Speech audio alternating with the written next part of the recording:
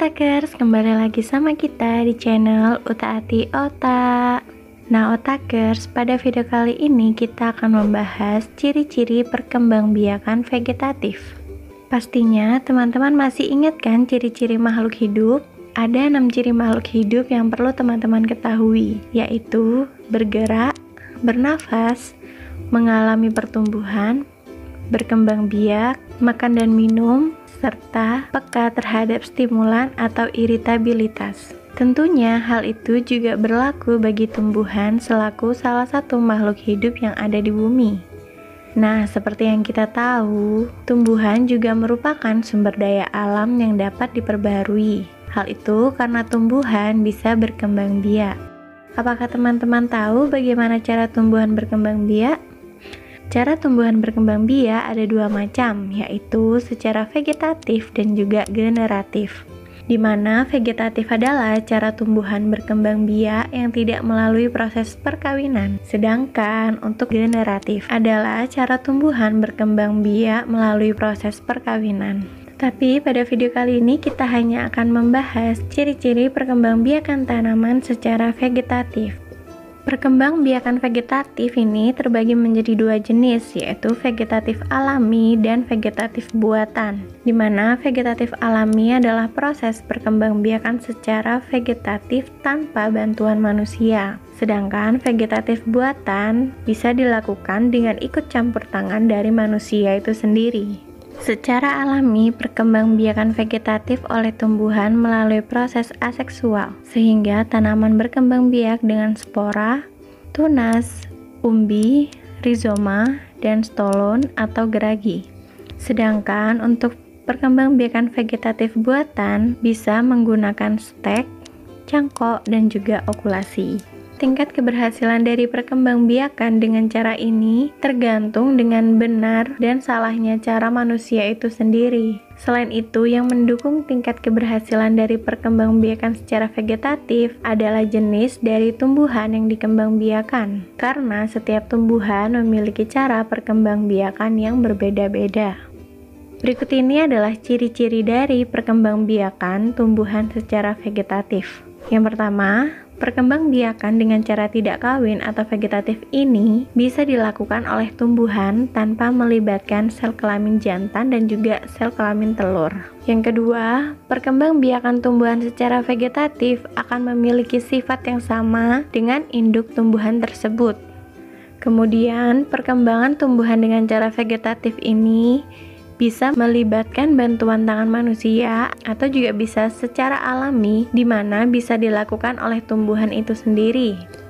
Jenis perkembangbiakan tumbuhan dengan cara vegetatif ini lebih banyak diketahui oleh masyarakat dibandingkan dengan cara generatif.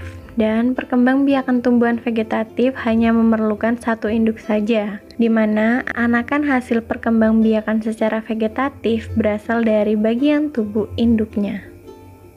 Nah, setelah kita membahas ciri-ciri perkembangbiakan secara vegetatif, sekarang kita akan membahas keunggulan dan kekurangan dari sistem perkembangbiakan tanaman secara vegetatif. Untuk keunggulannya sendiri adalah tanaman lebih cepat berbuah karena masa muda pada saat tumbuhan berkembang singkat. Kemudian, hasil produksi buah juga relatif lebih banyak. Hal ini dikarenakan untuk melakukan perbanyakan secara vegetatif sudah dipilih dan menggunakan indukan yang sehat serta memiliki produksi buah yang banyak. Lalu keunggulan selanjutnya adalah buah yang dihasilkan rata-rata memiliki rasa yang sama dengan induknya. Hal ini karena jika perkembangbiakan secara generatif akan memungkinkan segresi atau memiliki sifat yang berbeda dengan indukannya. Kemudian keunggulan lainnya adalah dapat menyilangkan tanaman dan memperbaiki kualitas tanaman. Contohnya adalah okulasi pada tanaman karet untuk mencari klon yang baik. Kemudian, perkembangbiakan secara vegetatif ini dapat ditanam di tanah dangkal karena perakaran yang sangat pendek. Oke, selain keunggulan, terdapat beberapa kekurangan dari perbanyakan atau perkembangbiakan secara vegetatif, yaitu adalah rata-rata tanaman vegetatif memiliki akar serabut. Oleh karena itu, tanaman menjadi mudah roboh. Kemudian waktu pengadaan bibit yang relatif lama karena susah mendapatkan bibit tanaman dalam jumlah banyak sehingga membuat harga bibit menjadi lebih mahal. Nah, berikut ini manfaat perkembangbiakan vegetatif bagi kehidupan manusia, yaitu adalah hasil panen lebih cepat, kemudian memperkecil biaya penanaman karena ditanam dari fase tua.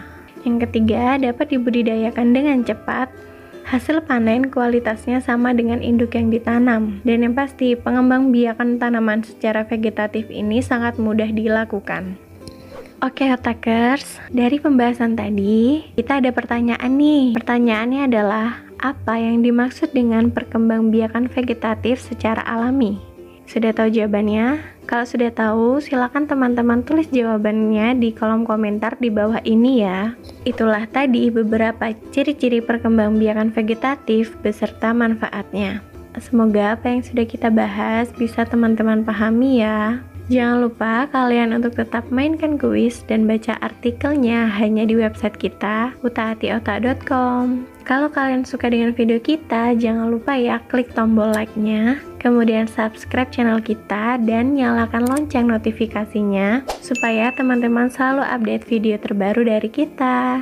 Terima kasih sudah menonton video kita. Salam dari Sabang sampai Merauke.